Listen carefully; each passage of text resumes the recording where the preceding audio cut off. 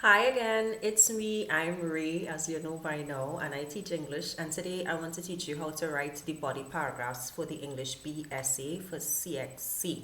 So let's get into the question that we're answering. As you know, the question that we've been focusing on for the last couple of videos in this, what has turned into a little bit of a series, is, and this is a past paper question, by the way. I'll be sure to put in the description the year that this question came out of. It's a paper 2 question, and as you can see, it's a type B question, which for English B student means that you are comparing two texts, yeah? So the question asks, sometimes people love a person, thing, or event. Choose two poems that you have studied that portray love.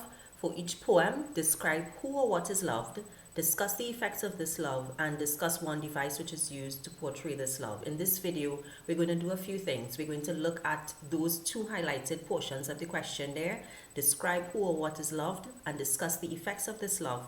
And we're going to apply a checklist called peel, which you would have seen in the beginning of the video, like an orange peel or fruit peel. And we're going to see how that can help us to create a body paragraph.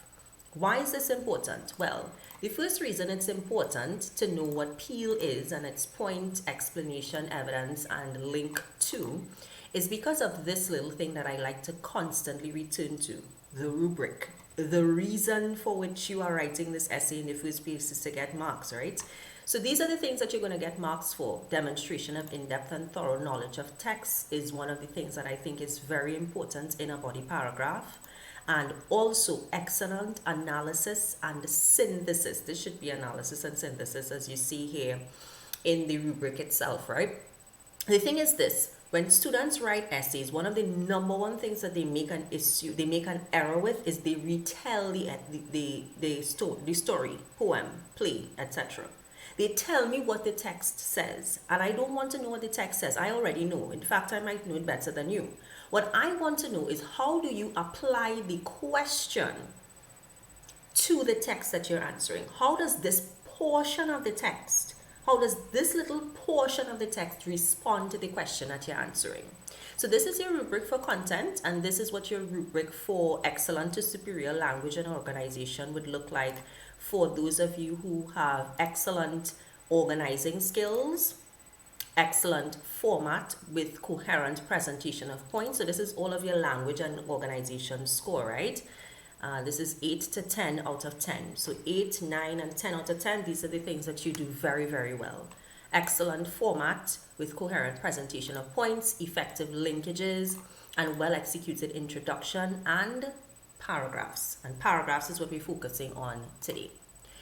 Because all of this shows the examiner that you have a fluent or elegant style. And of course, it's all about demonstrating for the examiners. You can see the first two keywords here are demonstrate how we know you know all of these things.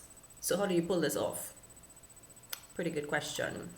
PEEL is the acronym that I would suggest that you use to execute your body paragraphs every single time. Once this works once, you use it for every single essay. As you know, I have no issue with you writing your structure the same way every single time because I know the content is going to change.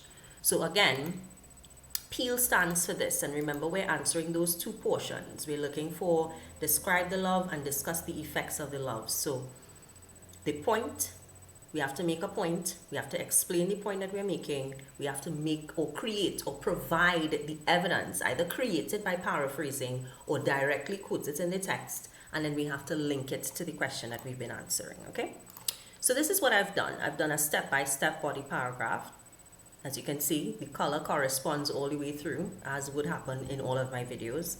So parental love is demonstrated through restrictions in both poems by Spender and Morris. Of course, I can only call them Spender and Morris if I've directly stated the names of the authors in my introduction. So if you didn't watch the introduction video, you want to go back and do that. So it's Spender and Morris now only because I've said Stephen Spender and Mervyn Morris in my intro. And I'm in this sentence telling the reader that this is the kind of love. This is someone's love for a person, and that person is specifically their child. Then I give my explanation for the point that I've made, that parental love is demonstrated through restrictions. Well, the effect of this love, which is the other part of the question I'm answering as well, the effect is to restrict or curb the children's behavior in both poems. As in both poems, the parents set firm boundaries. So it is by setting these firm boundaries that we see the love, and it is also that is also the way that we are able to see the effects of the love, if you follow what I'm saying. The next thing I have to do, as you can see with the E in green, is provide the evidence. And of course, I am not spending time walking the reader through the poem. The reader knows the poem. I am specifically pulling out of the poem the areas that I want to use that will prove the point that I've made in the dark blue at the top. So I'll say, in Little Boy Crying, parents prevent the toddler from playing in the rain as depicted in the line, "You must not make a plaything of the rain." Similarly, and I'll talk to you about why I've underlined similarly in a bit, similarly in My Parents, parents protect the persona from children who were rough. In both poems, the children reject the parental love. Finally, I have to link what I just said in the evidence to the point, and I have to make sure that all of this ties into the question. So I'm linking it to the point, and that is linking it to the question that I'm answering. Although these restrictions protect the persona from bullies and the toddler from becoming sick, of course, in My Parents, it's being protected from bullies, and in the toddler becoming sick, that's in Little Boy Crying, the effect from their perspective is a negative one. And the examiner is going to know that I thoroughly know my text, because I'm not rewriting the poems. I'm not saying in Little Boy Crying the child screams and howls and splashes his feet with water, although I could do that, but it doesn't necessarily show synthesis. It doesn't show analysis. What it does is it leads me into retelling the poem, and I don't want to do that, right? And then of course in My Parents, we don't have to say that the child who is being bullied really longs to be friends with the bullies. We can simply say that the effect is a negative one, because we are also answering the question by doing that.